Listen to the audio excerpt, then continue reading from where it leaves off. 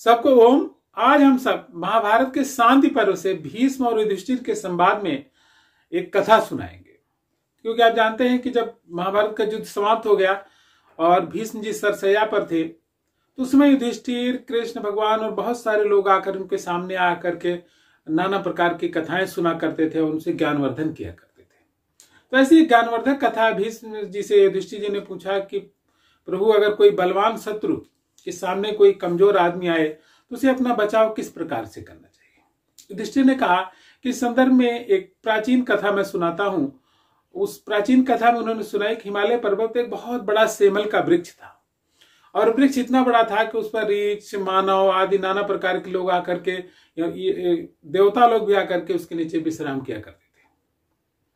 तो कहते हैं कि उस सेमल का वृक्ष वायु के थपेड़ों से बचा रहा और वायु देवता पर उसकी विशेष कृपा थी। यानी वायु देवता उस वृक्ष को सम्मान देते हुए कभी उसको गिराने का प्रयास नहीं करते थे। तो इससे उस वृक्ष में थोड़ा अहंकार हो गया। एक दिन नारद जी जब उस वृक्ष के नीचे आए तो उन्होंने कहा कि वृक्ष देवता, लगता है कि आप बहुत ही, वायु देवता की आप पर विशेष कृपा है, इस वजह से जब नाना प्रकार के पेड़ गिर जाते हैं बड़े बड़े, फिर भी आप इस प्रकार से सुदृढ़ होकर खड़े हैं, लताओं से और नाना प्रकार की डालियां आपकी शोभा बढ़ा रही हैं। तो चूंकि वृक्ष को अहंकार था, इसलिए उसने कहा कि अरे वायु देवता, मेरे सामने कुछ भी नहीं है, देखते हैं मेरी मोटी मोटी डालियां भुजाओं के समान हैं और मैं कितना हृष्ट पुष्ट हूं, इसलिए वायु देवता मेरा कुछ बिगाड़ नहीं सकते। आप जानते हैं कि नारद जी तो इस प्रकार से एक दूसरे की बात एक जगह से दूसरी जगह तक पहुंचाने में बहुत माहिर माने जाते हैं। अब उन्होंने आकर के वायु देवता से बात कह दिया कि वायु देवता, आपके बल पराक्रम की अवहेलना कर रहा है सेमल का वृक्ष और अभी लगता है कि इसको बहुत घमंड हो गया है। तो वायु देवता भी गए उस वृक्ष के पास। उन्होंने कहा, भाई ऐसा क्या बात है, हम आपको बहुत सम्मान करते हैं, क्योंकि कभी ब्रह्मा जी भी आपके नीचे विश्राम किए थे, इस वजह से हम चाहते हैं कि आप हृष्ट पुष्ट बने रहें और आपकी ये डालियां बहुत अच्छे रहें। तो अब संजोग से सेमल के वृक्ष पर घमंड का कुछ नशा ज्यादा ही था, तो उन्होंने फिर अपने डींग हाँकना शुरू किया, करे आप मेरे सामने कुछ भी नहीं है, आप आइए तो सही, मैं आपके पराक्रम का भी एक सह लूंगा। अब जिस प्रकार से डींग हाँक तो दिया सेमल के वृक्ष ने, वायु देवता कहे ठीक है, मैं आपको दिखाऊंगा अपना बल पराक्रम। तो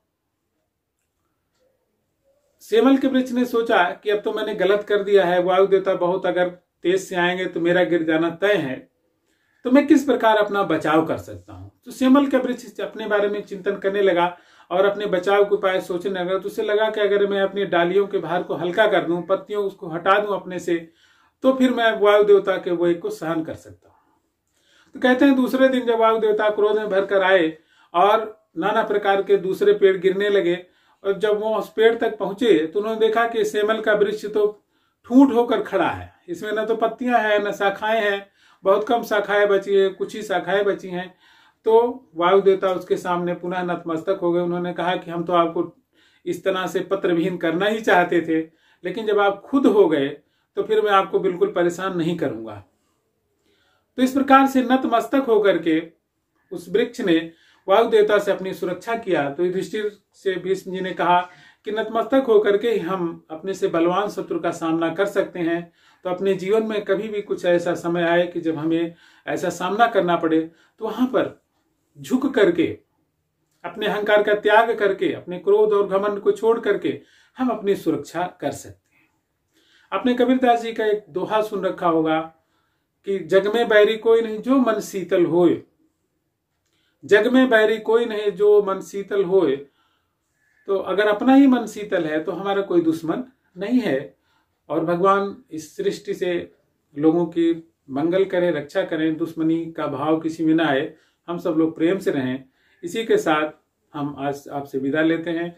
सबको